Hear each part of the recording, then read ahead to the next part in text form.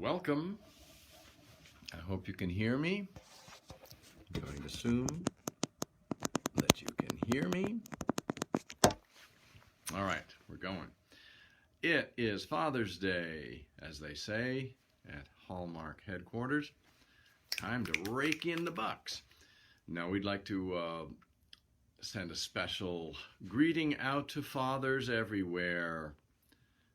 Whether you are literally a father or you are being a father figure, raising someone else's kids and showing them that being a dad is, about what you do, not just biology, but character, all that good stuff. Or, if you're an artist and it's more about you creating, so you're father to many ideas. That would include me. I'm a father to many ideas. Sort of like, Zeus, parthenogenesis, that kind of intellectual creation, and your head splits open and this brilliant idea comes out. I bet we can all relate to that, no matter how you identify. Your head splits open, ideas come out. So, happy Father's Day to all of us in that sense. And it's Shelter in Place Storytime. I'm your host, Paul Klemperer. Every week, it just seems like the thing to do. We're sort of floating along in this new space-time continuum. And Newtonian mechanics, inertia, a body tends to stay in motion if it is already in motion until it is affected by another body.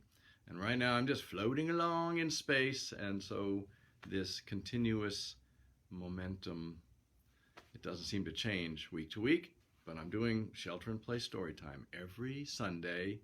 It's my offering to those of you who need a little something, to keep going. Connect, get a few ideas. So here's some shout outs. Aaron, Dickie, Grady, Joellen, thank you. Thank you for joining me. I want to start out, this is my little sentimental thing. One of the many little mementos I have from my father is this ceremonial beer stein. It's going to come up backwards because we're Facebook, but it's from Harvard University, ceremonial beer stein. So I'm drinking my drink out of it tonight, thinking of my dad.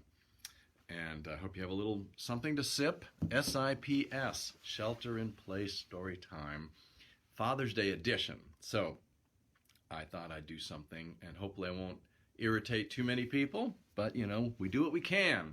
And that's part of that dad energy. You gotta do what you gotta do. Your inner John Wayne voice kicks in, and you just gotta do what you gotta do. So I'm going to jump from two icons of manly literature and read a little bit. Hopefully it'll be interesting. And then if we've got time, I'll do a third. The first thing I'm going to do is read a little bit from Ian Fleming. Sorry for it being backwards. Thrilling Cities. Everybody knows Ian Fleming as the author of the James Bond books. And written in the 1950s and 60s, what a lot of people don't realize was that he was actually called to Hollywood, when the whole Bond thing was just going to start. And it was like they were thinking, we could make movies out of this stuff. And so they're wooing him in Hollywood. And before he was a well-known novelist, he was a writer for I believe the London Times, travel writer. And that's where a lot of the detail that makes the James Bond books worth reading, no matter if you hate James Bond. And as one feminist friend of mine said, when she read Casino Royale, she wanted to throw the book across the room. But a lot of good detail about chemin de fer and gambling and how to eat caviar correctly, that sort of thing. So anyway, I'm going to read a little bit of that. And, and this goes out to all the men and all the male energy out there. It can be helpful. I guess what gets me through the day. Yeah, and I got my inner Duke voice going. In fact, the other story I'm going to read, I'm going to do it in a Duke voice because it seems appropriate. But let's start. It's English. Just imagine an Englishman who's a travel writer for the London Times. He's written this best-selling they're thrillers. Back in the day, they weren't spy books. They were thrillers. And he's being wooed in Los Angeles. And so this is Ian Fleming. And this is from his writings, writing about traveling, way back in my dog-eared copyright 1959. So there you go. Renewed 1959 all the way up to 1964, the more recent version. Anyway, here we go. Are you ready? Are you comfortable? Welcome, Dan, Sharon, Adrian. Get a drink. A toast to dads and dad energy everywhere. Settle back. Thrilling cities. Los Angeles and Las Vegas. The yellow cab driver was smoking a big cigar at 8 o'clock that morning. He didn't want to talk, neither did I.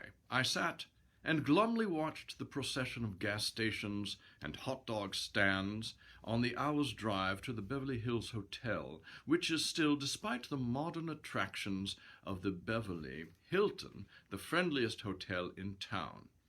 I noted the squeeze-in stakes, the golf stop and sock, a driving range, and the Sunset Pest Control hard by the famous Sunset Boulevard. Also, via a detour, I renewed my acquaintance with America's War Memorial, the cemetery immortalized in The Loved One, and then to yet one more hotel bedroom, the basket of fruit in cellophane from the manager, and the din of the telephone. Welcome, Allie. David. I'm reading Ian Fleming. His visit to Los Angeles and Las Vegas, 1959. As all foreign authors know, Hollywood likes to have first bite at anyone who is new and even moderately successful, and at 12:30 I was having lunch in the Brown Derby with a producer who wanted to make a fortune out of me in exchange for a glass of water and a crust of bread. I was treated to the whole smart ragbag of showbiz pressure talk in between Eggs Benedict and those 80-proof dry martinis that anesthetize the uvula. Anesthetize the uvula. We gotta see which way the cookie crumbles, Ian.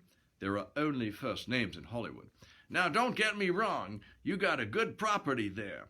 Don't throw it away for peanuts. As we say, if you want to throw snow on a stove, don't bellyache if it melts. Let's play this by ear, Ian. Of course, you want to make money. Who doesn't? But they say around here, a Jew worries how much money he's going to lose, an Englishman how much he'll make, and the American how much you'll make. Now, at our studios, we want everybody to make money. How would it be if... ... And so it went on, a mixture of hollow bonhomie combined with ultra-sharp horse trading. In due course, I fought my way out of the place and went far downtown to visit my old friend Captain James Hamilton, head of intelligence of the Los Angeles Police Department. Since I was last there 5 years ago, the police headquarters has been moved to a new marble skyscraper, but Captain Hamilton has constructed for himself a replica of his former office, a gray box with no ornament but a heroin peddler's pair of scales, and a new acquisition, a map of Sicily. This seemed a curious decoration for a policeman's office, and I asked him about it. He produced a large plan, which looked rather like those charts of an atom being split. The interconnected circles contained Italian surnames. I'm really going after the mafia, explained Hamilton. We keep on having trouble with them. A man, an Italian, gets bumped off for no reason at all. 2 years later, it appears he was one of the killers of another Italian in Chicago, and in the mobbies for murder, he had to be hit for some reason of mafia politics. Things like that keep on cropping up. I'm going to go on plotting these mafia families, and then, after somebody's uncle has somebody's cousin bumped off, I'll have something to start a case on. You got it? You got it? See, he's going after the mafia back in 1959. He got it, and took care of that. Have a sip. Yep. How's everybody doing? Can you hear me okay? Harvey, Lois, welcome. I'm just going to keep reading. If you say, I can't hear you, or I hate the way it sounds, just let me know. Otherwise, I'll just keep going, because that's the dad energy that we count on. You just keep going and going. You don't need no compliments. You don't need somebody's approval. You just do it because the job got to get done. That's the dad thing. All right. I had always thought that the power of the mafia in America had been ridiculously exaggerated by writers and reporters, but when, a year or so before this, the New York State Police had discovered that the big mafia conference of Appalachian, I had been inclined to change my views. And Captain Hamilton's serious approach to the problem made me think once again. This solid bit of police intelligence work in progress is typical of Hamilton. He is a powerfully built, good-looking man of Scottish ancestry, aged about 55, and he has held his post in the second biggest police department in America for some 14 years. He has often been used by Earl Stanley Gardner as a source of police material, and also by the late Raymond Chandler. Dragnet has written around the Los Angeles... Dragnet was written around the Los Angeles police force, and Hamilton provided much of the material and vetted all the scripts. I didn't know that. The city. When I had last visited him 5 years ago, he was finishing an operation to rid Los Angeles of big out-of-town gangsters who were trying to muscle in on the territory. He had told me that the Los Angeles police were capable of looking after local crime, but what they feared were hookups with Chicago and New York mobs, which would make his task infinitely more difficult. So he put his territory out of bounds to the rest of the American crime syndicate. The way he did it was to have one or two innocent-looking plainclothes men posted at the airport and the railroad station. No self-respecting gangster would travel across America by motor car. These detectives were armed with concealed cameras in a book, an overnight bag, or some such innocent object. On the arrival of a plane or train, they watched the passengers and took photographs of any suspected or known criminal. Once identified, the man would be followed to his hotel or apartment building. From then on, he would be leaned on. The process of leaning on an undesirable is extraordinarily effective. Whenever Mr. X left his room, he would find two plainclothes detectives walking at either side of him at his elbow. If he went into a drugstore for breakfast, the men would sit on either side of him and order the same breakfast as he did. How annoying! If he took a cab, the detectives would follow, and when he got out, range themselves again alongside him. The same thing would happen at lunch and dinner. Not a word would be spoken, and the man would not be molested. After as little as 24 hours of this treatment, added to the feeling that his telephone was being tapped, the gangster would have had enough of it and leave town. Quite so, quite so. I'm going to take a quick sip. Welcome to Shelter in Place Storytime. Not to be too overt, but you might notice I've got my little Venmo. People keep saying you should, have your Venmo sign. So I'm doing my Venmo sign. Handily located under my Gorgo, the Tyrannosaurus. He's saying, feed me, Venmo, Venmo. But that's enough of that, just so you know it's there. Ian Fleming in Los Angeles, 1959. But now, Hamilton explained to me, things were not so easy. The mob was back in Los Angeles, but this time in the labor protection racket. He opened the drawer in front of him and passed over a $100 bill. That was stuffed in one of my men's pockets yesterday by this guy. He had the police card on his desk. Attached to it was the usual harsh police photograph. It showed a glowering man with an Italian name. He had a string of convictions for carrying arms, violence, and manslaughter, but his latest description was labor organizer. It's the same old story all over the country, but without the submachine guns, explained Hamilton. Protection, extortion, sabotaged machinery, a fire in your factory, all under the cloak of the labor unions. And of course, the dues are collected by men like that. He pointed to the photograph. And after they've had their cut, The rest goes to the big union bosses who send their kids to Columbia and Vassar. They've put away the pineapples and choppers. Pineapples and choppers? You dig? You get it? Are you hip? Pineapple, hand grenade, chopper, submachine gun, 1959. They put away the pineapples and choppers. Nowadays, crime's gone respectable. Los Angeles has become a mecca for the dregs of civilization. Who said that? Not Mr. Khrushchev, who was given a most unfriendly welcome by the town. Those are the words of the chief of the Los Angeles Police, W.H. Parker, faced with an annual increase in crime, which is positively staggering, with burglary, grand larceny, and rape, for instance, over 150% up over the 1950 rate.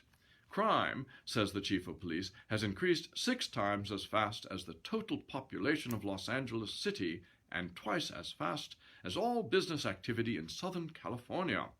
But the worst of it, said Hamilton, was narcotics and the increase in juvenile crimes by around 50%. Of the latter, the forthright chief of police has written, crime among youth is encouraged by and nurtured by 1. The decline and fall of mid-Victorian values in Anglo-American civilization, leaving the individual to mature in a society that fails to establish a clear moral definition of right and wrong. Is this okay, the voice? This is 1950s law and order. 2. The direct influence of adult criminality, or, in other cases, by a passive contempt by a large section of our adult population for law and order. 3. The increasing emphasis of our society upon not only materialism, but upon materialism without effort. 4. A cultural imbalance between man's advancement in technology and a commensurate level of conduct. Thus, we are attempting to substitute scientific proficiency for social responsibility. That's 1959. These are strong words. I dare say we in Britain would second them. But to return to narcotics, Captain Hamilton and that the FBI had estimated that in Los Angeles, Captain Hamilton said that the FBI had estimated that in Los Angeles County alone there were 6,000 confirmed dope addicts, and that the number was now increasing at the rate of 1,000 a month. These staggering figures, there are 442 registered drug addicts in the whole of the United Kingdom, are due to the almost wide-open supply of narcotics over the Mexican border, only some 150 miles away. There was no way of controlling this traffic, said Captain Hamilton. Every weekend, 10 or 20,000 motor cars crossed the frontier for the Mexican horse races. To search this vast number of cars was an impossibility. The Mexican government refused to do anything about their poppy-growing industry, which was the source of the opium and heroin. What the hell do they want all those poppies for in Mexico? Said Captain Hamilton angrily. Table decoration? It's time the State Department did something about it. His only hope, he said, was to make drug peddling so hazardous that the market would dry up. And that's worked so well. But how the hell are you going to do that? He asked. Our department has to look after 460 square miles of territory with a police force that has increased 7 times less than the increase in crime. We've less than 2 police officers to every 1,000 population. Add to that the biggest traffic policing job in the world, and you can guess how many men you've got to spare for the narcotics business. Last year, the number of narcotic arrests was 5,700. We seized hundreds of pounds of marijuana, cocaine, heroin, opium, peyote, and the rest. But that's a drop in the ocean. With this spread down to the teenagers, we arrested around 2,000 of them for narcotic violations in 1958. What the heck do the citizens expect us to do? Nobody likes arresting juveniles. It's a last resort. But somebody's got to keep an eye on these kids and save them from themselves. Their parents won't do it. Hamilton explained, you see how it is. You have a couple with children. The father goes out to his business and comes home whacked in the evening. The mother wants to earn a bit of extra money, so she takes some light work in a nearby factory. There she's got plenty of company and new friends and some simple manual task that's a million times easier than looking after a bunch of squawking kids. You know what hell they can raise. So the kids are looked after by neighbors and babysitters, and when they are around 10 years old, they just go out on the streets. Then they get caught up in the local teenage gangs, start smoking cigarettes and drinking liquor. Then one of the older boys says, "Why not try a puff of that? It really sends you. It really sends you." Then a bit later, the older boy says, "You can make good money peddling these around your school." And there you are, the circuit's complete. It all made very clear sense to me, and I said so. So what were the police doing about it? I'm going to take a pause here. What were the police doing about it? Pam, Robin, Beth, Nicholas, Cece, Mike, thanks for joining me. I'd love to give shout-outs. I really do appreciate knowing that people exist still. I really appreciate it. You know, it's not exactly as bad as like being on Mars growing potatoes in my own feces, but life's a little different right now. I don't know about y'all, but do you feel sometimes that you're just growing potatoes in your own feces and that that's the plan? We can hope for more. We're working towards something better than that. But anyway, just to interrupt myself, it says Father's Day edition of Shelter in Place Storytime. I hope you have a drink to sip on. And I'm reading a little bit of Ian Fleming's visit to Los Angeles, 1959, documenting these social problems, which that was back then. We've sorted it all out, so it's much different now. All right. Meanwhile, so he's talking with the chief of police in Los Angeles about what they're doing about the situation. "Well," said Captain Hamilton, "they had tried the obvious course, penetrating the rings by stool pigeons. Young trainees were..." Oh, the Mod Squad. He's talking about the Mod Squad. "Young trainees were taken straight from the police academy and taught all the tricks and lingo of the narcotics traffic, fixed up with dirty lodgings and offbeat clothes, and sent into the Los Angeles underworld like ferrets after rabbits. In due course, these lads moved from one peddler to the next until there was a big swoop that got 126 drug peddlers under arrest. Then had come the payoff. Thanks to a famous case, the People versus McShann of October 1958, in America the prosecution must disclose the identity of an individual when he is a material witness. The judge ruled accordingly in this instance. To save the lives of the stool pigeons, the police had to withdraw the charges against 90 out of the 126 traffickers. This McShann decision effectively prevents the police from using undercover agents to ferret out crime. Other recent court decisions restrict the police in searching a suspect before he is arrested, wiretapping, or installing dictographs. Suspects may now make one private telephone call from jail, as opposed to the usual police call to the arrested man's attorney, employer, or relative. This allows one member of a crime ring, in the course of a seemingly innocent conversation, to alert all the rest of his gang. The police had, of course, known the McShann decision before they brought their case, and to dodge the decision they had arranged that, after a stool pigeon had obtained the address of a trafficker, he would pass the address back to headquarters, and the actual purchase of narcotics would be carried out by an ordinary plainclothes detective. Even this had not succeeded. The judge had still ruled that the original informant, the stool pigeon, should be produced in court. How tiresome. Hamilton quoted two typical cases of overhumanized law from an address given by Virgil Peterson, director of the Chicago Crime Commission, to the American Bar Association. The commission is the heir to the famous Secret Six, formed by a Chicago businessman to combat Al Capone and his rivals. In the first case, an officer testified that he was on regular beat as a motorcycle cop when he received a radio call reporting a burglary in process in an apartment building. He immediately went to that address. Upon finding nothing suspicious on the first floor, he went to the second floor, where he saw two suspicious-looking men coming towards the stairway leading through the hall. He questioned them and observed that the pockets of one of them were bulging. Upon searching the two men, the officer found a bracelet, camera, and cigarette case engraved with the initials of the victim whose apartment had just been burgled. All the property was recovered had been stolen from that apartment. When the men were taken to court, it was ruled that the police officer did not observe the men in the hall committing any crime, nor did he know that, in fact, a crime had been committed. Therefore, arrest and search were unreasonable.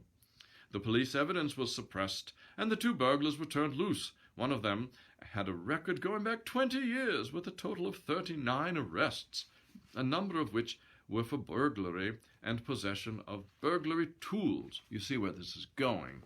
If you let the courts coddle these criminals, they can get away with everything.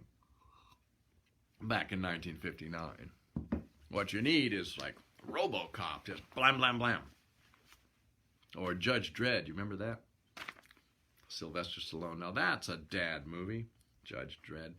But anyway, meanwhile, back in 1959, on that very same day, June 4th, 1958, two officers who were on routine patrol saw a black Ford coming out of an alley running parallel to a bowling establishment. The officers did not know that the bowling alley had been burgled, but the black Ford made a sharp turn at a high rate of speed, and their suspicions were aroused. They gave chase and succeeded in forcing the Ford to stop. One of the men in the Ford tried to run for it, while his confederate remained crouched on the floor of the car. On searching the Ford, the officers found $2,455 and some checks, as well as a sledgehammer, crowbar, and two guns. Again, the court, applying the federal exclusionary rule of evidence, held that when the officers stopped the Ford, they did not know, in fact, that a crime had been committed, and since they did not observe the defendants violate the law, the arrest, search, and seizure were unreasonable. The police evidence was suppressed, and the two burglars were turned loose. Both had previous criminal records, etc., etc. I'm getting a little bored myself. This is all this discussion with the police chief in 1959 in Los Angeles. Let me give one more dad quote from the Hamilton, the police chief. "Here in America," he said, "we have got these problems, a vast narcotics industry that's ruining our youth, teenage gangs, the mafia, the big crime syndicates, graft of every kind and description, what amounts to a soaring crime wave, and the police are being told to do something about it. And what happens? A good officer makes an arrest of a criminal with a record as long as your arm, and next thing he's pounding a beat for the rest of his life because of some crazy court decision. Everybody's in favor of the rights of the citizen, but that doesn't mean that the drug trafficker should have super rights. It doesn't make sense." Okay, I think that's enough of that. This goes on. It's worth reading. Thrilling Cities, but it's already almost 8:30, and I don't want to get too, bogged down in 1959, manly man law enforcement. Let me read a little bit. Then he goes on to Las Vegas. And you can see, this is, I think, is before he wrote some of the material for books like Diamonds Are Forever,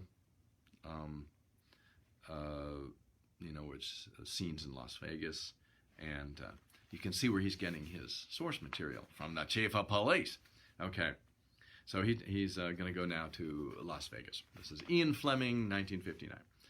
"At night, from an aeroplane, the great gambling resort of Las Vegas looks like a twinkling golden river in the black vastness of the Mojave Desert across the high Sierra from Los Angeles. Alongside the ranks of slot machines in the small airport is an automatic machine that, in exchange for a dime, gives you a quick shot of pure oxygen if you apply your face to a rubber mouthpiece. This, according to the machine, stimulates, calms the nerves, and gives you encouragement. You need all of that if you are going to take on the casinos, who pay taxes on a declared profit of $80 million a year, but are believed to bring in a further $450 million that somehow didn't get included in the accounts. Of course, the chief of police doesn't worry about that. That's not the problem. It's the drug traffic. Okay. Meanwhile,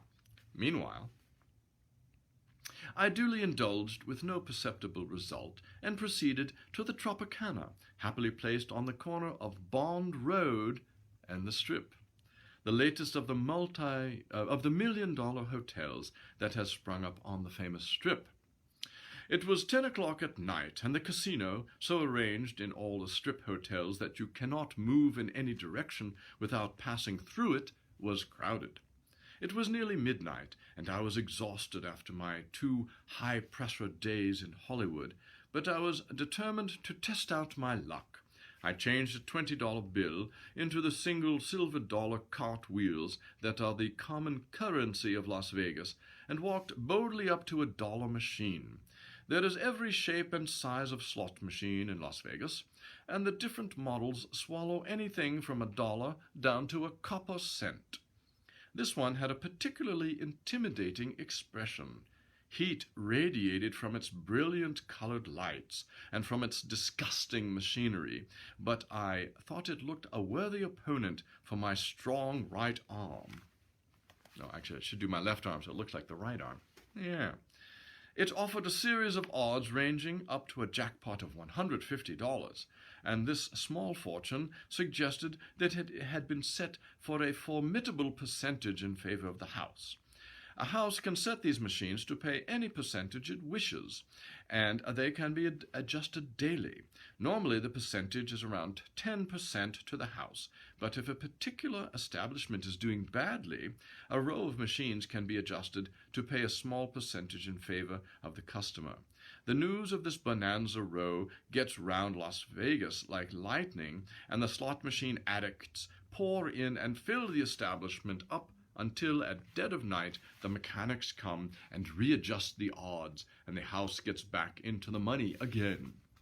I squared up to my monster and fed it 10 single dollars. With each pull of the handle, lights blinked, and the stars, oranges, plums, and those 3 rosy cherries whirred merrily. Then would come the heavy clonk as my dollar fell into the damnable iron belly, and that deep metallic sigh that meant a nil return. In this way I dispersed very quickly all my $10, and said to myself, I told you so. This machine has an evil face. It's an evil machine. Try and get your money back on a $quarter machine. I duly changed a further $10 into quarters, and warily examined the ranks of quarter machines. 2 of them had rather pretty, friendly faces, and sure enough, the first of these started to dribble coins back at me. In view of what is to come, I record the fact that the machine is the Star Chief, number 306/301, in the Tropicana Hotel, and it announces in large letters, Joker Wild, with an all-winning combinations. And with all winning combinations, 17 ways to a jackpot. This is, if you want to go to Las Vegas and gamble, look for this machine. It was 1959, maybe it's still there. I scrabbled these out of the iron mouth, and suddenly, remembering some bowdlerized nanny's dictum of childhood, it crossed my mind that it would be lucky not to scrabble them all out, but to leave one behind for the pot. At once there came more and healthier dribbles, and my right-hand trouser pocket began to get heavy. Suddenly the handle stuck. A stony-eyed deputy sheriff with a pistol hanging from a belt lined with brass cartridges came up. He gave one glance at the machine and said, You forgot to put a quarter in. Funny, our machines don't work until you put money in them. I swallowed the sneer with good grace, and now, inspired, began playing both the 2 friendly-looking machines, one with each hand. Now they both started sicking up coins for me. By some miracle, I had obviously struck a couple of one-armed bandits that were really hot, and then in quick succession came not one but two $25 jackpots, and coins fairly vomited out of the machines, and even spilt over and rolled on the floor. My right leg was almost anchored to the floor by its weight of silver, and people at neighboring machines were beginning to stare at me. The man with the golden arm. Man with the golden gun, man with the golden arm. But now the machines were going cold, and only an occasional triple cherry came to cheer me. Wisely, and fearing for the seams of my trouser pocket, I went back to the old granny at the cass. No doubt the old girl had lost her pension at the machines, and Gamblers Anonymous had converted her from felon into war dress, and unloaded my hundredweight of silver in front of her. She poured the coins into a perforated aluminum soup plate, pressed a button, and the coins whirled and disappeared down a hole. Numbers appeared on the machine, and she paid me $70. I was so encouraged by good fortune that I asked for $10 cartwheels to have a last crack at the great iron stomach of my original enemy, the dollar machine. One by one they boinged down into the monster's bowels, with only 2 cherries plus 1 orange to slacken the brute's appetite. But I now felt confident. I somehow knew that by leaving 1 coin in its mouth, I was going to hammer this hideous robot. And then suddenly, there they were, the 3 silver stars on a green background, eyed me with their 3 sparkling eyes. There was a great healthy rattle into the cup, but not the glorious flushing I had expected. Uncertainly I put my hand into the awkward shark's mouth. There couldn't be more than $15 there. Had the beast defeated me after all by cheating? But suddenly the same deputy with the big gun was at my elbow. "Hold it, mister," he said sharply. "Don't move." I almost expected the crash of a gun butt against my skull for having tried to beat the syndicate, but he merely grunted, "It's okay, you hit it. Now leave it alone." I respectfully stood back, and feeling pregnant with luck, attacked the next door machine. It swallowed $6 indifferently. Then there was my hard-eyed acquaintance back again. He handed me a parcel of notes. I counted them. They came to $135.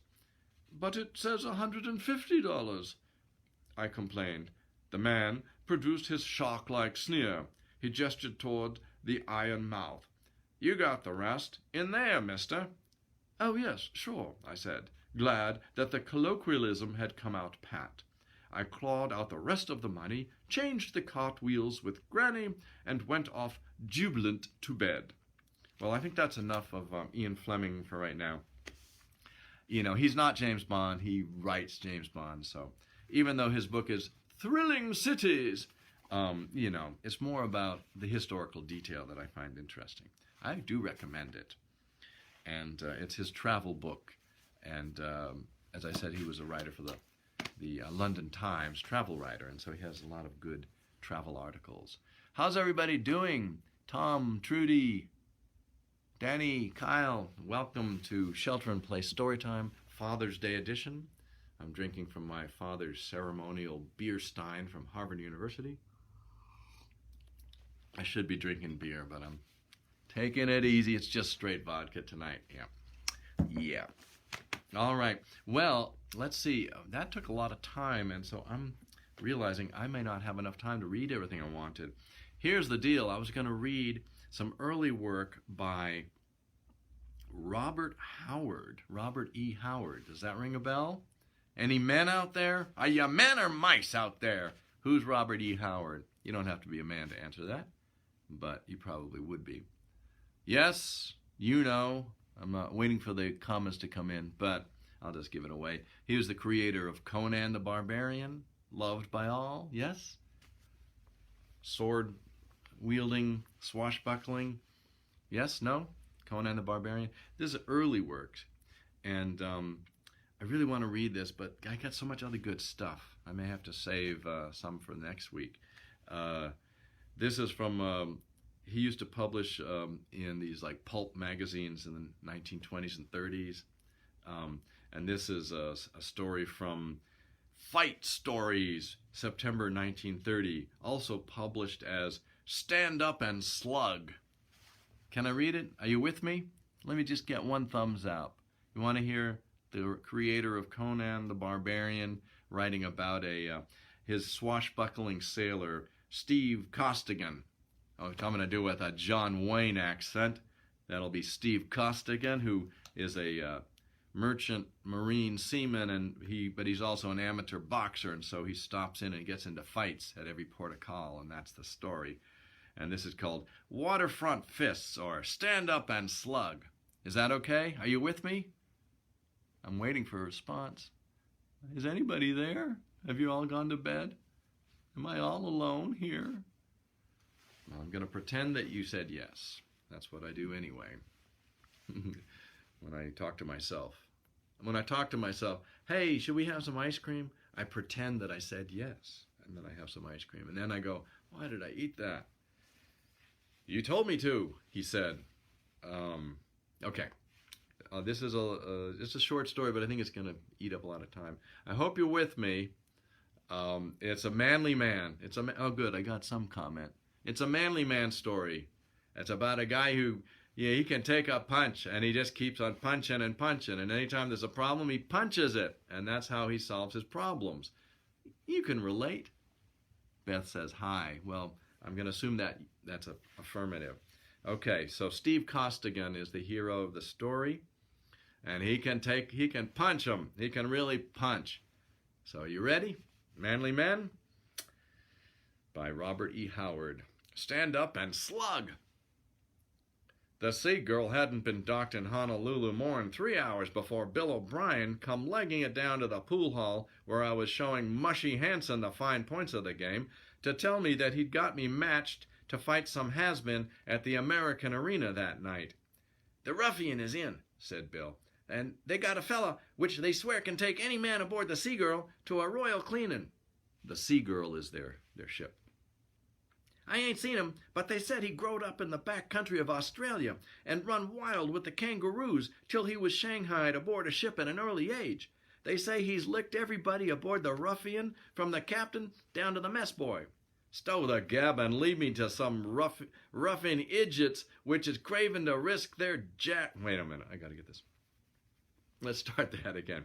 Stow the gab and lead me to some ruffian idiots which is craving to risk their jack on this tramp," I interrupted. "I got $150 that's burning up my pockets."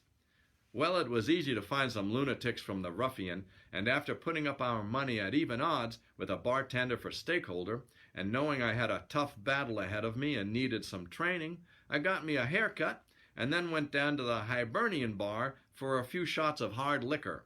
While me and Bill and Mushy was lapping up our drinks, in come Sven Larsson. This huge and useless Swede has long been laboring under the hallucination that he ought to be champion of the Sea Girl, and no amount of battering has been able to quite wipe the idea out of what he supposes to be his big brain. You got it? You with me? Manly men, solving their problems with their fists. That's the way we do it. Well, this big mistake come up to me, and scowling down on me, he said, "You Irisher, put up your hands." Wait a minute. So he's Swedish, but he sounds like he's Irish. I got to talk like the baker in the Muppets. "You Irisher, put up your hands." Now it sounds Irish. I set my liquor down with a short sigh of annoyance. "With 1,000 sailors in port itching for a scrap," I said, "you got to pick on me. G'wan! I don't want to fight no shipmate now. Anyway, I got to fight the ruffian's man in a few hours." "I should be fighting him," persisted the deluded maniac. "I ought to be champ of the Sea Girl. Come on, you big stiffer. That's better. I sound more like the Swedish chef." And so saying, he squared off in what he fondly believed was a fighting pose. At this moment, my white bulldog, Mike, sensing trouble, bristled and looked up from the bowl of beer he was lapping up on the floor, 'cause a bulldog's gotta drink beer. But seeing he was nobody but Sven, he curled up and went to sleep. "Don't risk your hands on the big chump, Steve," said Bill disgustedly. "I'll fix him." "You stay out of this, Bill O'Brien," said the Swede, waving his huge fists around menacingly. "I will see to you after I lick Steve." "Ah, you're drunk. I said. "A fine shipmate you are." "I am not drunk," he roared. "My girl told me." "I don't know you had a girl here," said Bill. "Well, I have, and she said a big man like me should be champion of his ship, and she wouldn't have nothings to do with me till I was. So put up your hands." "Ah, you're crazy," I snapped, turning back to the bar but watching him close from the corner of my eye, which was a good thing because he started a wild right swing that had destruction wrote all over it. I sidestepped, and he crashed into the bar. Rebounding with a bloodthirsty beller, he lunged at me, and seeing there was no arguing with the misguided heathen, I stepped inside his swing and brought up a right uppercut to the jaw that lifted his whole 245 pounds clean off the floor and stood him on the back on his neck, out cold. Mike, awakened by the crash, opened one eye, raised one ear, but then went back to sleep with a sort of gentle canine smile. "You ought to be careful," growled Bill, while Mushy sloshed a pitcher of dirty water over the Swede. "You might have busted your hand. Why don't you hit him in the stomach?" "I didn't want to upset his stomach," I said. "I've skinned my knuckles a little, but they ain't even bruised much. I've had 'em in too many buckets of brine." Buckets of brine. 'Cause we're manly men, see? Okay. At last Sven was able to sit up and cuss me, and he mumbled something I didn't catch. "He says he's got a date with his girl tonight," Mushy said, "but he's ashamed to go back to her with that welt on his jaw and tell her he got licked." "Yeah," said Sven, rubbing his jaw. "You got to tell her I can't come, Steve." "Oh, well," I said. "All right. I'll tell her you fell off the docks and sprained your ankle. Where's she live?" "She dances at the Striped Cat Cabaret," said Sven. After downing a finger of old Jersey cream, I tightened my belt, and me and Mike sauntered forth. You with me? Are you with me? So now he's obligated to go tell Sven's girl that he can't make the date. There we are in Honolulu, right? Bill followed me out into the street and said, "Doggone it, Steve, you ought not to go cruising off this way with the fight just a few hours in the offing. That ruffian crew is crooked as a bunch of snakes, and you know what a soft head you are where women are concerned. Where women are concerned." "Your remarks is highly insulting, Bill," I returned with my well-known quiet dignity. "I don't reckon no woman never made a fool out of me. I know 'em like a book. Anyhow, you don't think I'd fall for a dame as encouraged a sap like Sven, do you? Heck, she's probably some big fat wench with a face like a bull terrier. What did he say her name was? Oh, yes, Gloria Flynn. Don't you worry about me. I'll be at the American in plenty of time." It was after dark when me and Mike got to the Striped Cat Cabaret, which is located in a tough waterfront section of the city. I asked the manager for Gloria Flynn, and he said she'd just finished a dance and was in her dressing room, changing to street clothes. He told me to wait for her at the back exit, which I'd done. I was standing there when the door opened and some girls come out. I said, taking off my cap, politely, "Which one of you frails is Gloria Flynn, if any?" You could have knocked me over with a pile driver when the snappiest, prettiest one of the bunch up and said, "I'm her, and what of it?" "Well," I said, eyeing her with great admiration, "all I can say is, what does a girl like you want to waste her time with such a tripe as Sven Larson when they is men like me in port?" "Don't get fresh," she snapped. "Oh, I ain't fresh," I assured her. "I just come to tell you that Sven fell off a dock and broke his neck. Sprained his ankle, and he can't make the date tonight." "Oh," she murmured. Then looking close at me, she said, "Who are you?" "I'm Steve Costigan, the fellow that licked him," I replied thoughtlessly. "Oh," she said, kind of breathlessly. "So you're Steve Costigan?" "Yeah, I am," I said, having spilled the beans anyway. "Steve Costigan, A.B. Mariner, and heavyweight champion aboard the Trader Seagirl. I knowed you didn't know me, or you wouldn't have persuaded your boyfriend to risk his life by taking a swing at me." She looked kind of bewildered. "I don't know what you're talking about." "Oh, it's all right," I hastened to assure her. "Sven told me about you urging him to climb me, but it's natural for a frail to want her fellow to be a champ of something. What I can't understand is what you see in a galoot like Sven." She gave a kind of hysterical laugh. "Oh, I see. Why, Mr. Costigan—" "Call me Steve," I beamed. "Well, Steve," she said with a little embarrassed laugh, "I didn't urge him anything of the sort. I just said he was such a big fellow, I bet he could whip anybody aboard his ship. And he said one of the other sailors, Steve Costigan, was champion. And I said I was surprised that anybody could lick him. Sven, I mean. Why, I had no idea he'd get it into his head I wanted him to fight anybody. I do hope you didn't hurt the poor boy." "Oh, not much," I said, unconsciously swelling out my huge chest. "I always handle my shipmates easy as possible, though, of course, I'm so powerful, sometimes I hit harder than I intend to. That happens. Yeah, I can't help it. But say, sister, I know a swell little girl like you wasn't taking that big squarehead serious. You was just sorry for him because he's so kind of big and awkward and dumb, wasn't you?" "Well," she admitted, "that was the way of it. He looked lonesome." "Well, that's mighty fine of you," I said. "But forget about him now. After the belting I give him, he won't want to come back to you. And anyway, he'll find a native girl or a Chinese or something. He ain't like me. A woman's a woman to him, and he'll fall for anything in skirts that comes along. Me, I'm a one-woman man. Anyway, kid, it ain't right for you to trail around with a galoot like him. You owe it to yourself to keep company with only the best. Me, for instance." "Maybe you're right," she said with downcast eyes. "Sure, I'm always right," I answered modestly. "Now what say we go in and lap up something? All this talking I've been doing's got my throat dry." "Oh, I never drink intoxicants," she said with a bright smile. "If you don't mind, let's go over here to this ice cream parlor." "Okay with me," I said. "But first let me introduce you to Mike, who can lick his weight both in wildcats and dog biscuits."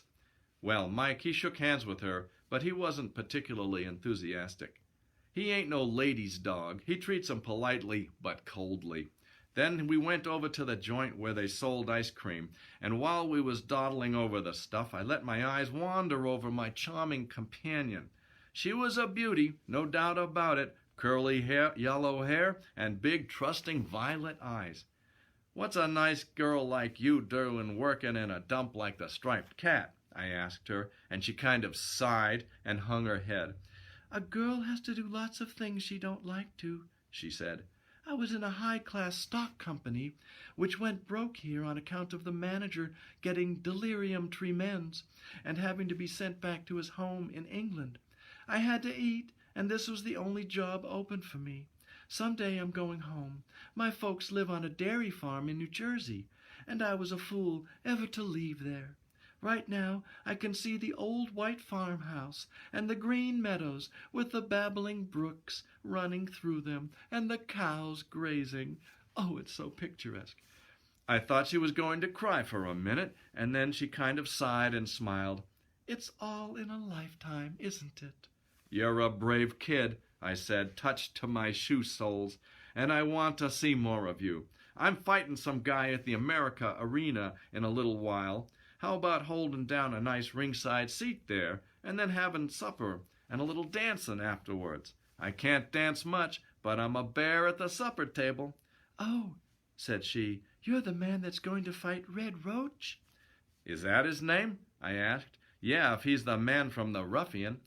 "I'd like to go," she said, "but I have to go on in another dance number in half an hour." "Well," I said, "the fight can't last more'n 3 or 4 rounds, not with me in there. How about me dropping around the Striped Cat afterwards? If you ain't through then, I'll wait for you." "That's fine," she said, noting my slightly unsatisfied expression. She said, "If I'd known you were going to fight so soon, I wouldn't have let you eat that ice cream." "Oh, that won't interfere with my punching ability any," I said, "but I would like a shot of hard liquor to kind of settle it on my stomach. Yeah, 'cause, after ice cream, there's nothing like a shot of hard liquor to settle your stomach." "That's the truth. Sailors is supposed to be hogs about ice cream, and I have seen Navy boys eat it in disgusting quantities, but it's poor stuff for my belly. Mike had ate the bowl full I gave him, but he'd a sight rather had a pan of slush."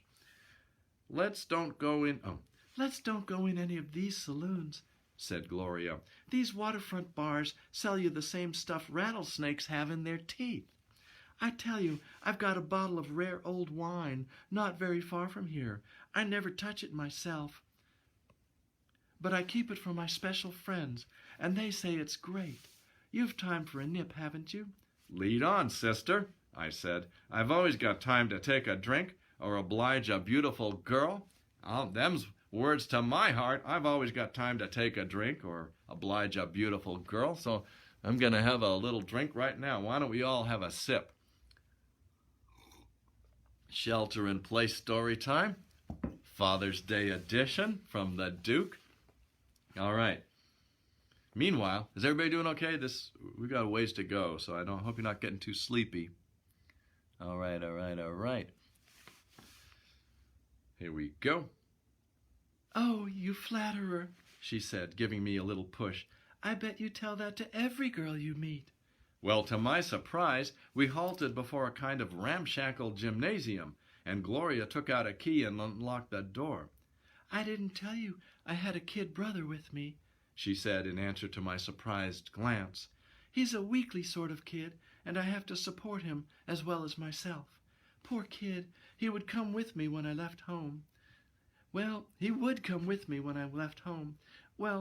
Solana, who owns the gym, lets him use the equipment to build himself up. It's healthy for him. This is the boy's key. I keep the wine hidden in one of the lockers. Ain't this where Tony Andrade trains? I asked suspiciously. 'Cause if it is, it ain't no place for a nice girl. They is fighters and fighters, my child, and Tony is no credit to no business. He's always been a perfect gentleman towards me, she answered. Of course, I come here only occasionally when my brother is working out. She opened the door, and we went in, and then she shut it. To my slight surprise, I heard the click as she locked it. She switched on a light, and I seen her bending over something. Then she swung around, and, wow! I got the most unexpected, dumbfounding surprise of my life to date. When she turned, she had a heavy Indian club in both hands, and she heaved it up and crashed it down on my head with everything she had behind it. I just got to stop for a second. For those who go to gyms to use like stair steppers and, ellipticals, you might not know what an Indian club is, but manly men know what an Indian club is. Raise your hand if you know what an Indian club is. It was back in the day. It looks like a bowling pin.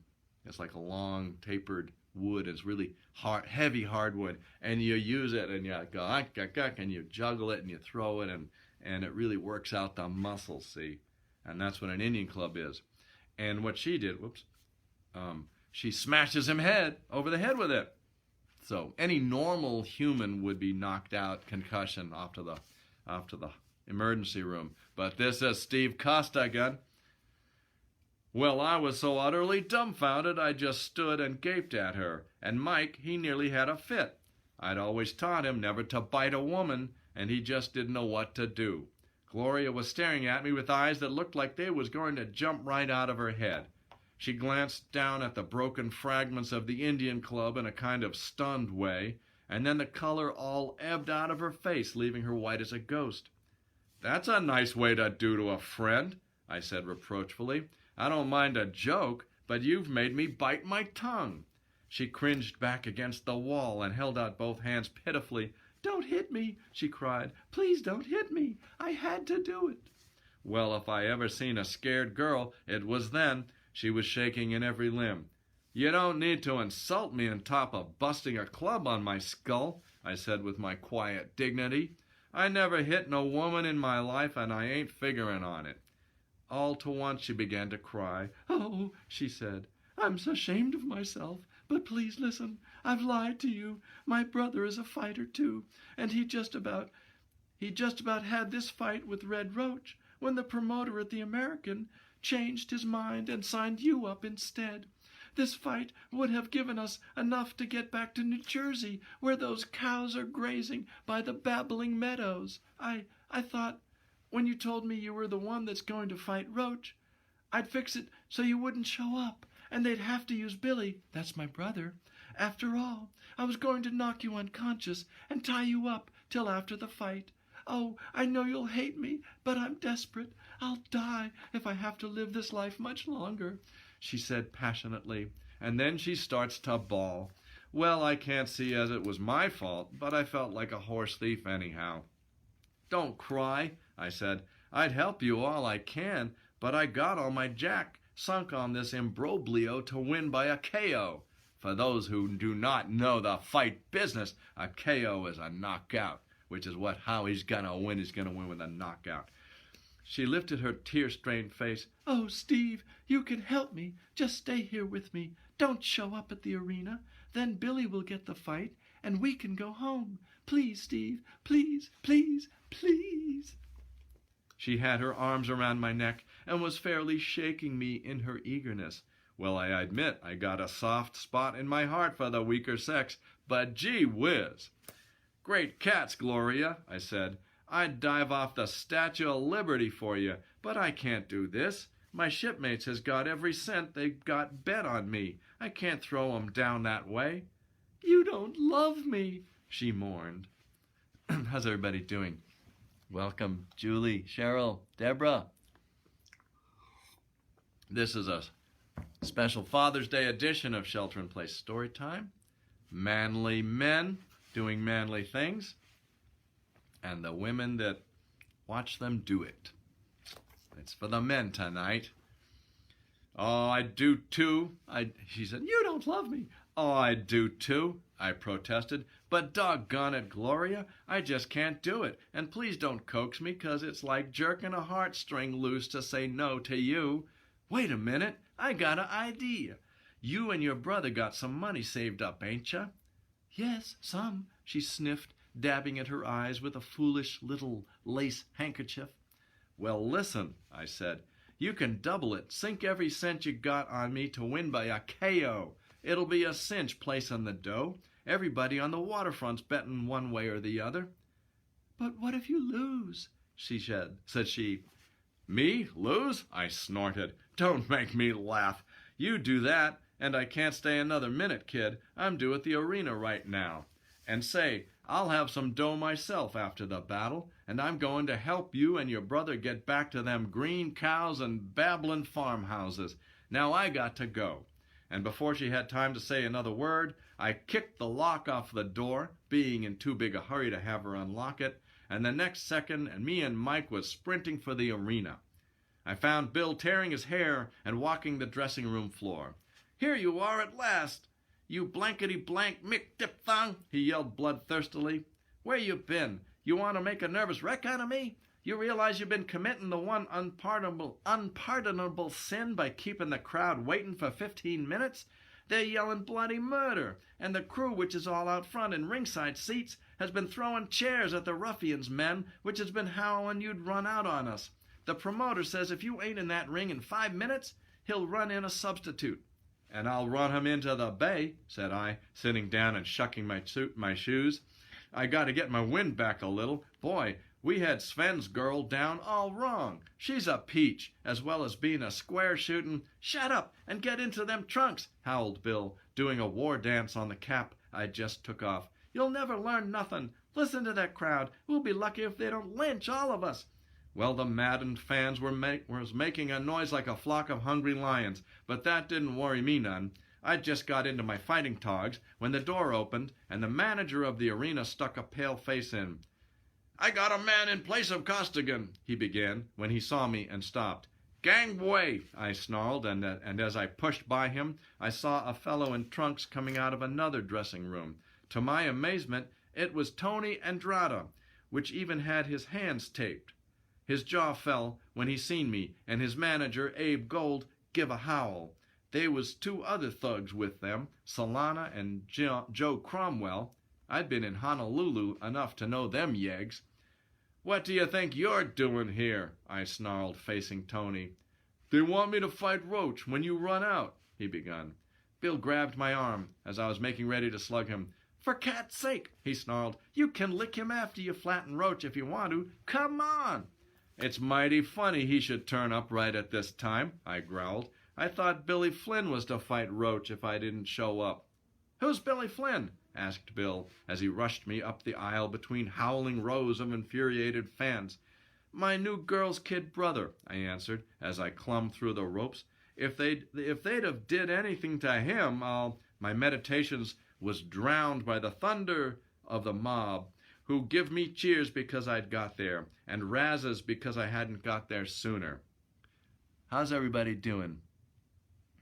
We're doing, just to interrupt myself, I hate to interrupt myself, but sometimes a man's got to do what a man's got to do. So I'm reading from early works by Robert E. Howard, the creator of Conan. I thought that would be a good author for Father's Day. You know, you can't get manlier than Robert E. Howard, even though I think he lived with his mother in West Texas, something weird like that.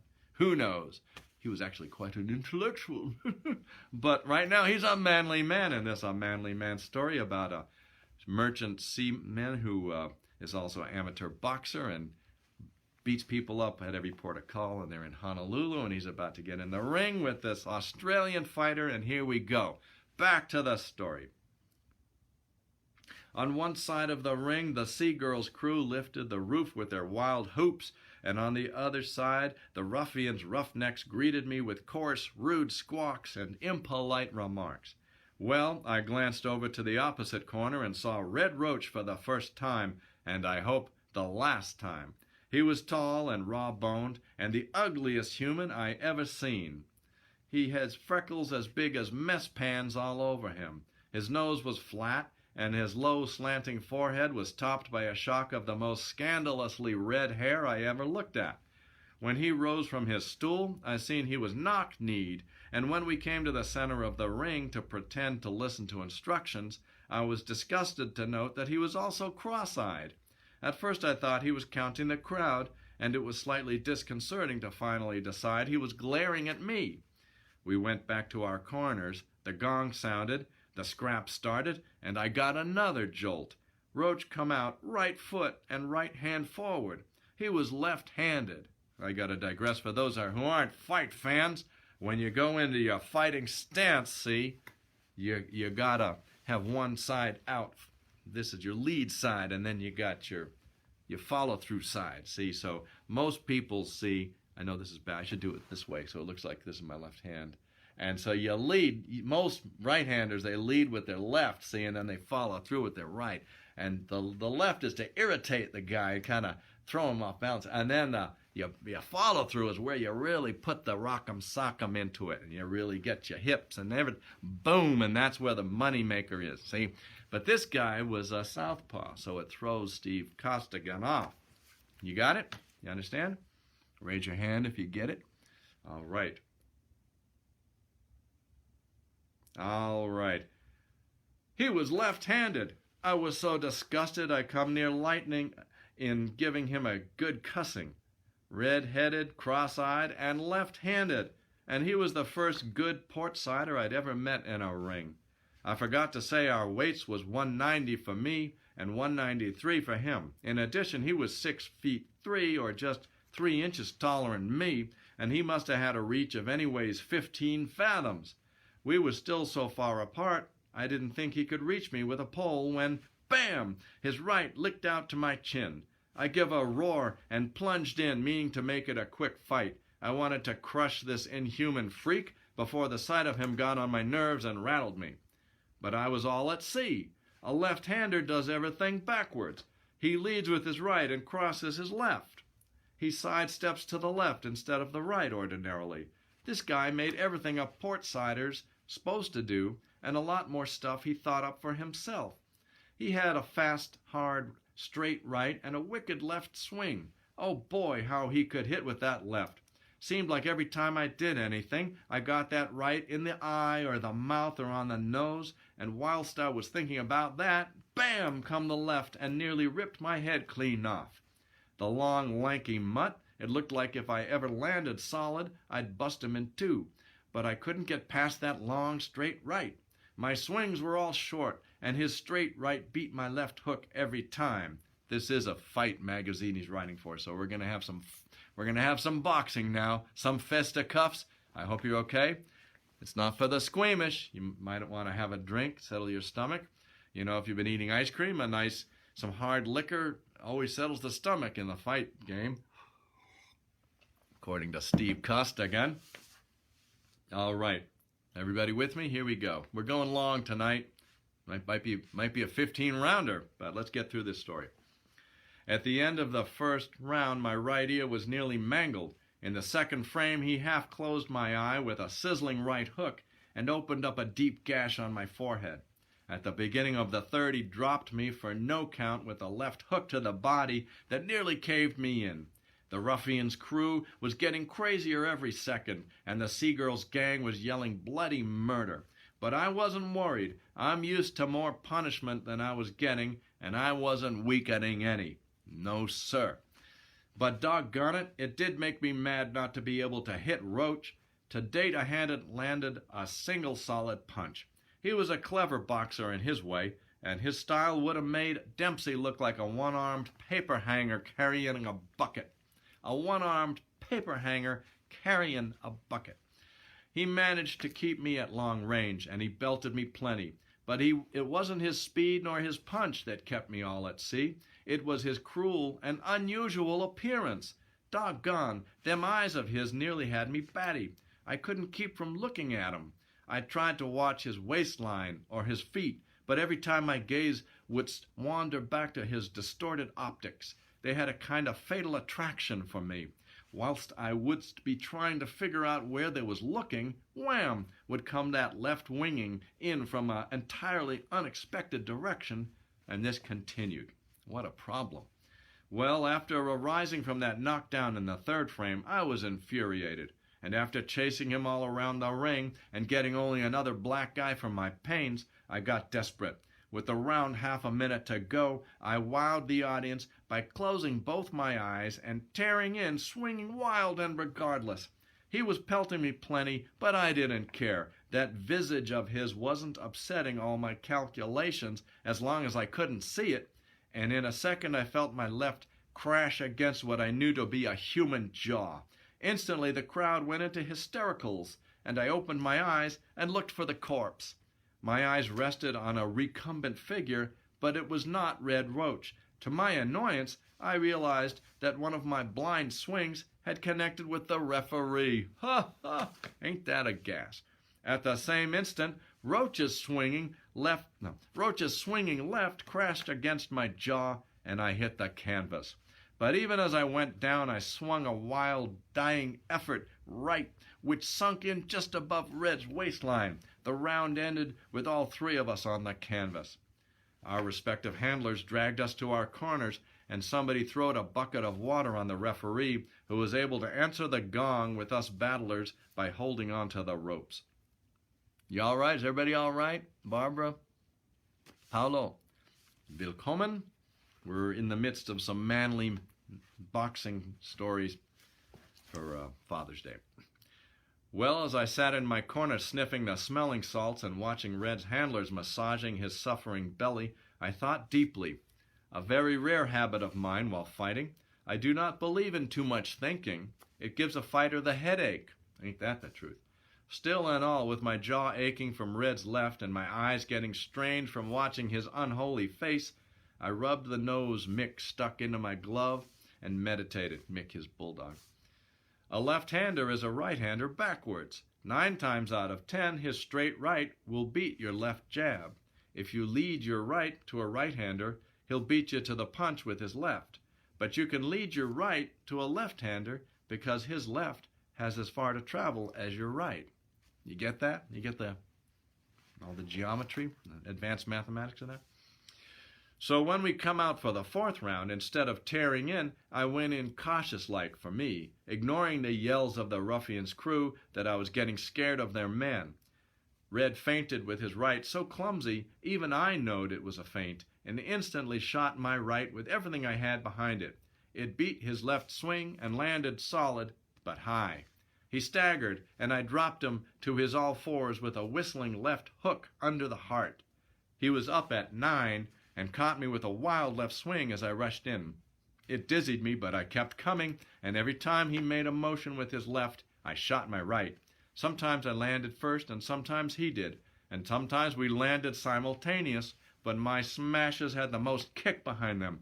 Like most port-siders, when they're groggy, he'd clean forgot he had a right hand and was staking everything on his left swing.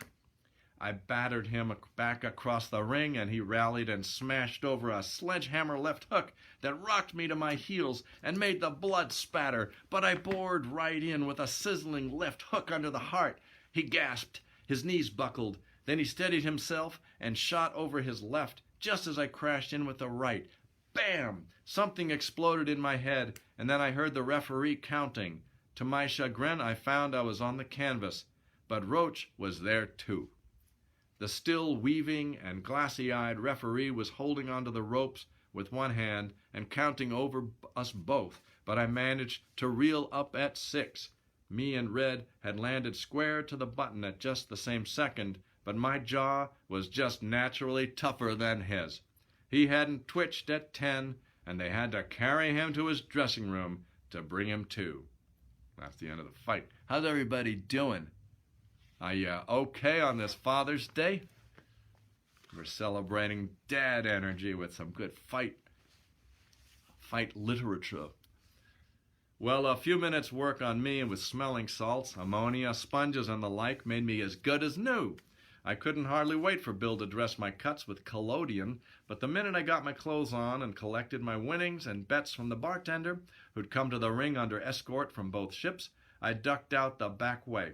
I even left Mike with Bill because he's always scrapping with some other dog on the streets, and I was in a big hurry.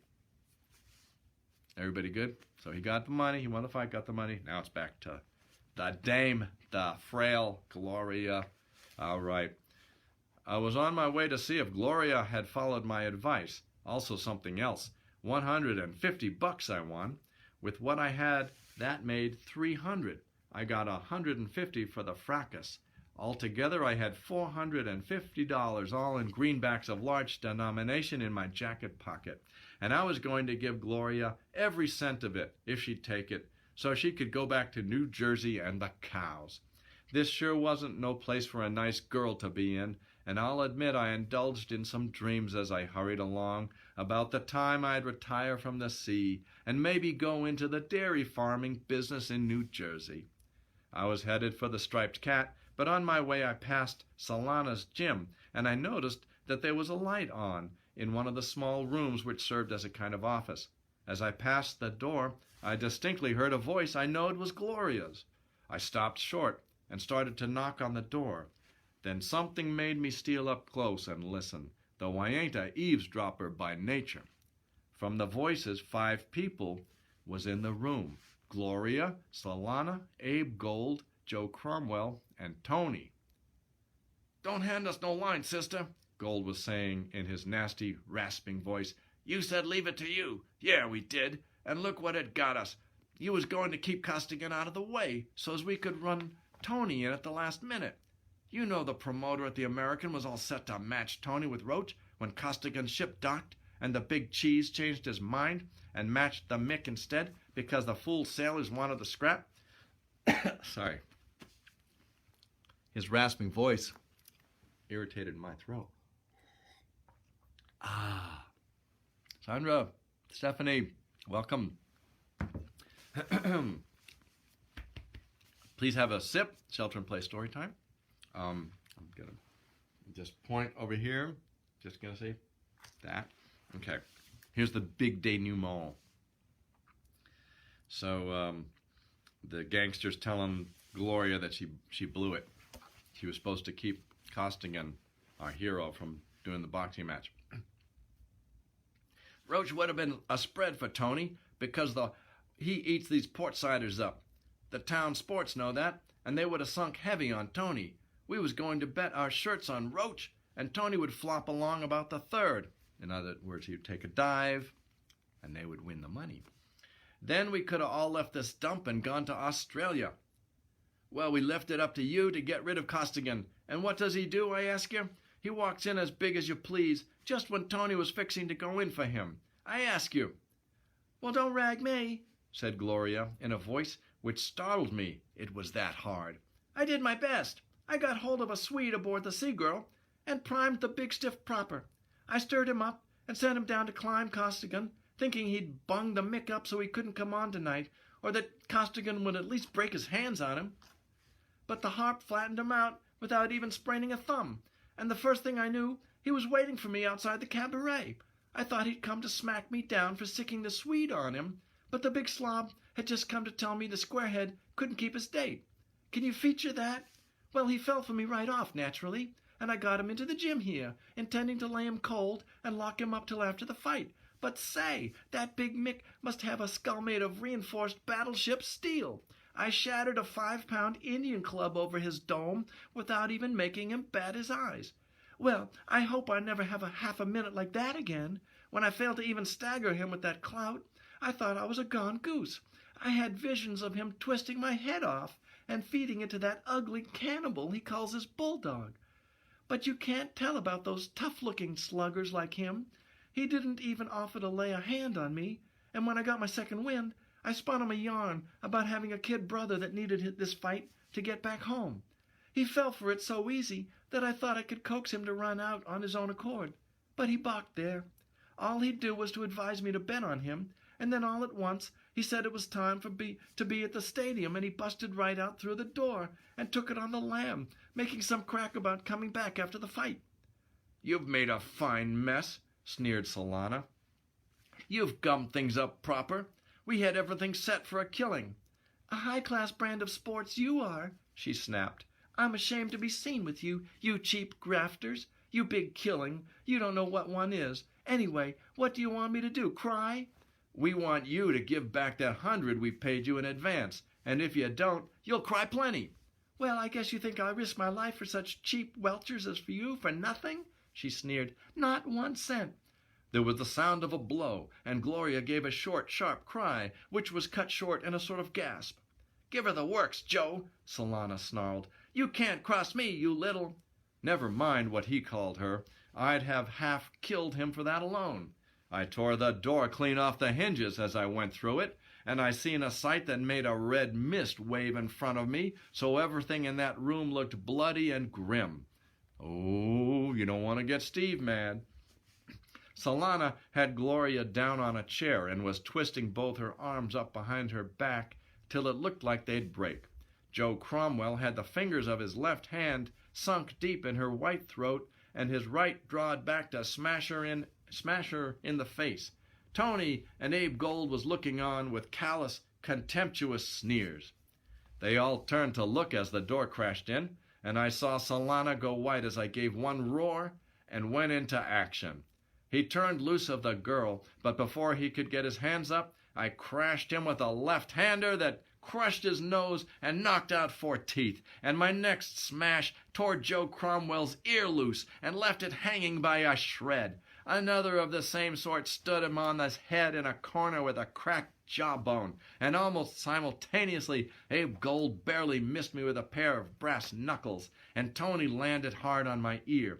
But I straightened with a right-hander that dropped Gold across Solana with 3 broken ribs, and missed a left swing that wouldst have decapitated Tony hadst it landed.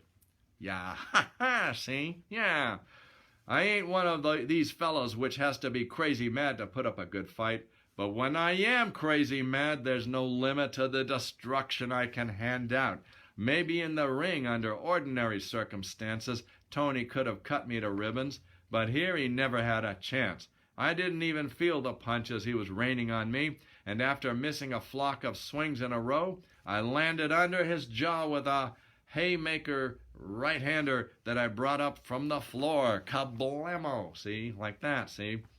Tony turned a complete somersault in the air, and when he come down, his head hit the wall with a force that laid his scalp open and wouldst have knocked him cold if he hadn't already been unconscious before he landed.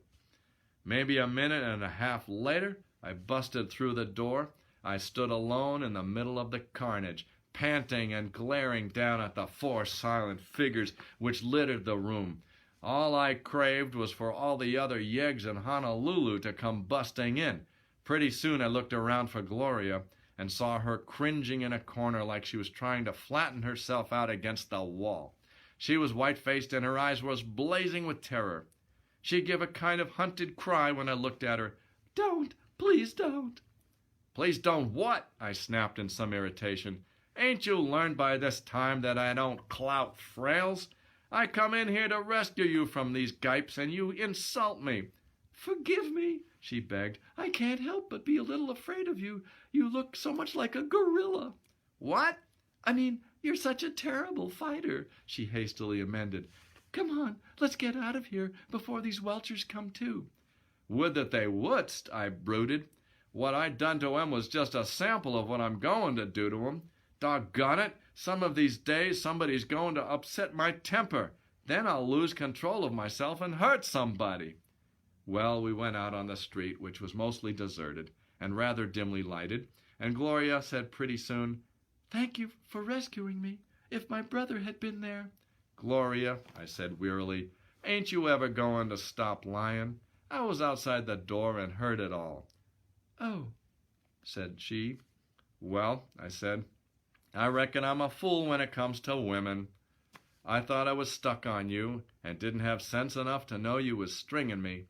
Why, I even brung the $450 I won, intending to give it to you." And so saying, I threw out the wad of bills, waved it reproachfully in front of her eyes, and replaced it in my jacket pocket. All at once, she started crying. "Oh, Steve, you make me ashamed of myself. You're so fine and noble." "Well," I said with my quiet dignity, "I know it, but I can't help it. It's just my nature." "I'm so ashamed," she sobbed. "There's no use lying. Solana paid me $100 to get you out of the way. But, Steve, I'm changing my ways right here. I'm not asking you to forgive me, because I guess it's too much to ask. And you've done enough for me. But I'm going home now. That stuff I told you about the dairy farm in New Jersey was the only thing I told you that wasn't a lie. I'm going home and live straight. And I want to kiss you just once, because you've showed me the error of my ways."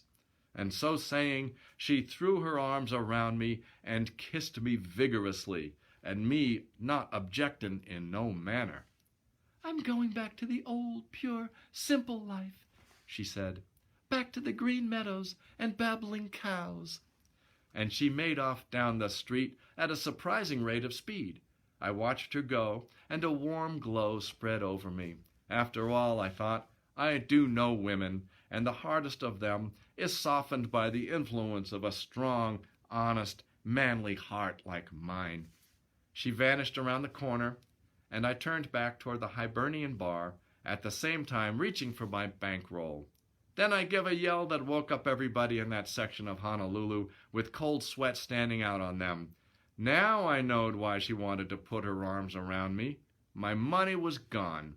She loved me. She loved me not. The end.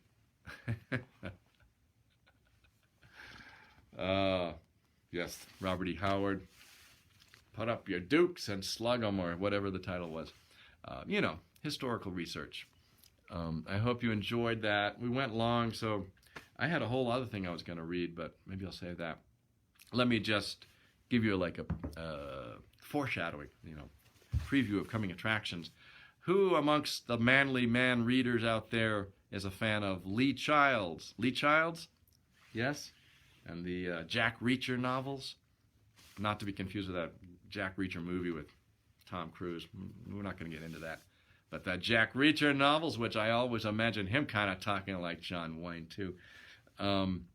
Anyway, Lee Childs wrote a book that's actually not a Jack Reacher novel. It's about the idea of the hero, kind of a Joseph Campbell sort of a thing. The myths and manly men, and the why we need them, or the history of them, or something like that.